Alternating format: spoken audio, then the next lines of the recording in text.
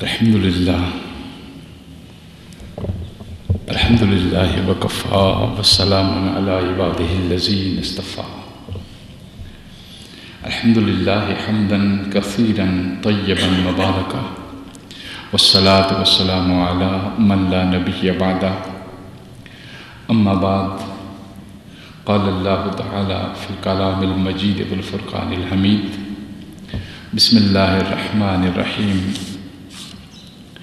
والذین آمنوا وعملوا الصالحات لنکفرن عنہم سیئاتہم ولنجزینہم احسن الذی کانوا یعملون صدق اللہ مولانا العظیم وصدق رسولہ النبی الکریم ان اللہ وملائکتہ یصلون علی النبی یا ایہا الذین آمنوا صلوا علیہ وسلموا تسلیما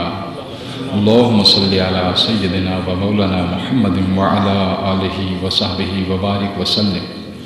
اللہم صلی وسلم وبارک علی ذات المحمدیت والآل عدد خلقک یا اللہ یا رحمان یا رحیم یا حی یا قیوم برحمتک نستغیث۔ معزز و محترم سامعین ذی وقار،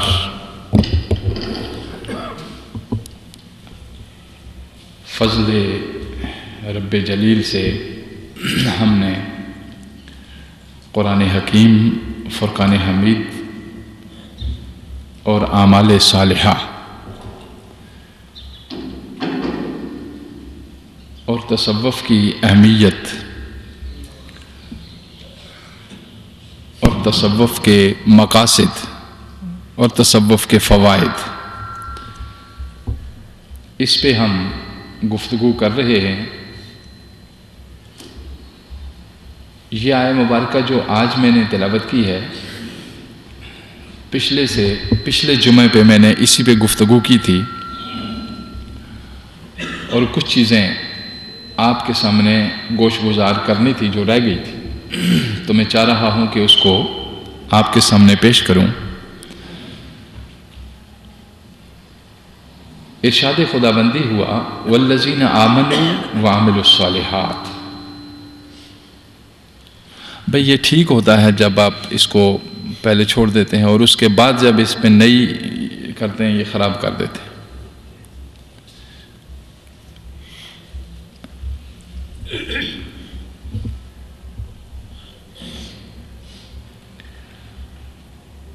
ارشاد ہوا جو لوگ ایمان لائے اور اس کے بعد پاکیزہ اور نیک اور عمدہ کام کیے، اللہ فرماتا ہے ہم ان کے دکھ یقین رکھنا چاہیے ان کو کہ دور کر دیں گے اور انہیں بہترین اجر عطا کریں گے۔ اور اللہ فرما رہا ہے کہ یہ میرا وعدہ رہا ان سے، یہ میرا ان سے وعدہ رہا اور میں اپنے وعدے کے خلاف کبھی نہیں کرتا۔ ان وعد اللہ حق، بے شک اللہ کا وعدہ سچا ہے۔ اس میں ارشاد فرمایا کہ جو لوگ ایمان لائے، تو ایمان کا آپ کو بتا چکا کہ ایمان دل کی گہرائیوں سے اللہ کی وحدانیت کو تسلیم کرنا، اس کے انبیاء کی نبوتوں اور رسالات کو تسلیم کرنا،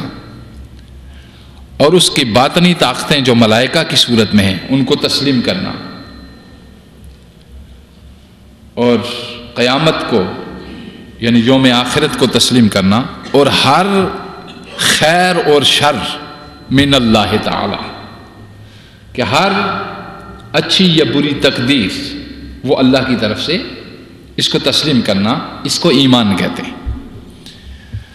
اور یہ ایمان کا مرکز جو ہے، اس ایمان کا مرکز کیا ہے؟ وہ دل ہے۔ اس کا بیج انسانی قلب میں بویا جاتا ہے،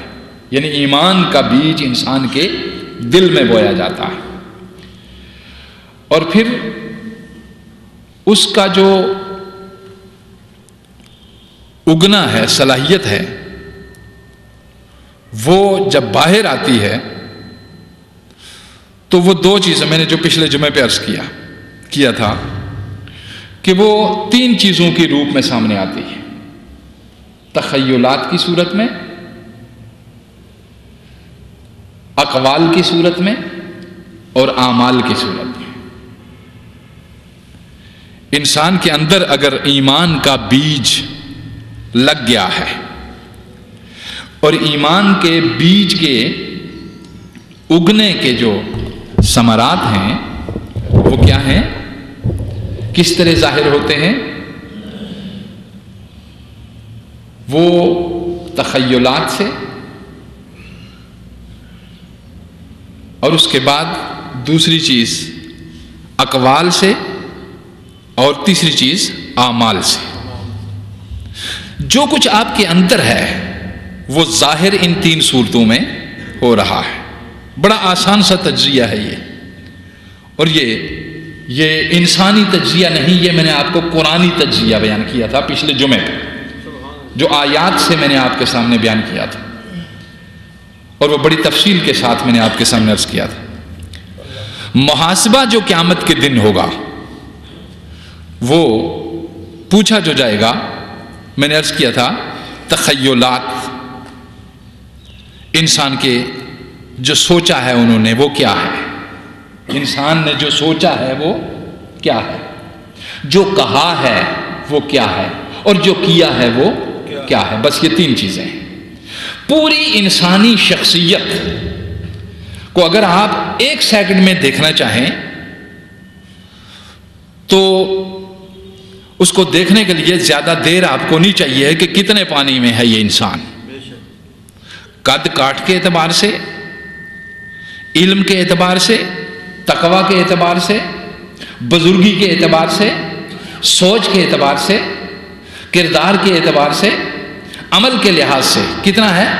لاکھوں لوگوں کو کھڑا کر دیجئے، ہر ایک کے اندر جو کچھ ہے وہ یا نور کی صورت میں اس کے اوپر ظاہر ہو جائے گا یا تاریکی کی صورت میں اس سے اوپر ظاہر ہو جائے گا۔ یہ صاف ظاہر ہے، اس سے کوئی چیز، اس لیے فرمائی تَقُوا مِن فِرَاسَةِ الْمُؤْمِنِ فَإِنَّهُ يَنْظُرُ مِن نُورِ اللَّهِ، کہ مومن کی فراست سے ڈرا کرو کہ وہ اللہ کے نور سے سب کچھ دیکھ لیتا ہے۔ نور کیا چیز ہے؟ یا علم نور ہے یا تقوی نور ہے، بس دو چیزیں یاد رکھیے۔ نور کیا ہے ہمارے لیے؟ نور کی کوئی اور ایسی چیز نہیں ہے کہ ہم کہیں نور کوئی ایسی چیز ہے جو کسی اور ذریعے سے، یا علم نور ہے یا تقوی نور ہے۔ علم کا نور استدلال سے حاصل ہوتا ہے اور تقوی کا نور اخلاص سے حاصل ہوتا ہے، بس یہ یاد رکھیے۔ علم کا نور استدلال، دلائل، منطق، قضایا، فلسفہ، سائنس جو بھی تمہارے پاس ہے اس سے حاصل ہوتا ہے۔ ایک ڈاکٹر اپنے نالج سے اور اپنے علم سے انسان کے چہرے کی دیکھ کر اس کی بیماری کو سمجھتا ہے یقین کہ اندر جو تبدیلی واقع ہوئی ہے اس اثرات چہرے پہ ظاہر ہوں گے، مگر ڈاکٹر یہ نہیں سمجھتا کہ یہ اندر کون سی بیماری ہے جس کے اثرات چہرے پہ آئے ہیں، وہ لگی کیوں ہے اس کو نہیں وہ سمجھ سکتا، اس بیماری کو وہ نہیں سمجھ سکتا کہ وہ بیماری نے جب تک انسانی اعصاب کو، جب تک انسانی جگر کو، جب تک انسانی قلب کو، جب تک انسانی دماغ کو اپنی لپیٹ میں نہیں لیا، اس وقت تک ایک ڈاکٹر جسمانی معالج اس وقت تک نہیں سمجھ سکتا وہ کہ یہ بیماری، وہ یہ تو پہنچ سکتا ہے کہ یہ بیماری لگ گئی ہے، مگر یہ بیماری لگی کیوں ہے اس کو وہ نہیں سمجھ سکتا، کن اسباب سے یہ لگی ہے۔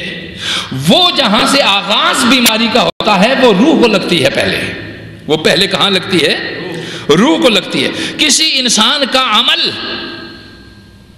جس طرف وہ جا رہا ہے انسان آسانی سے دیکھ سکتا ہے کہ یہ جس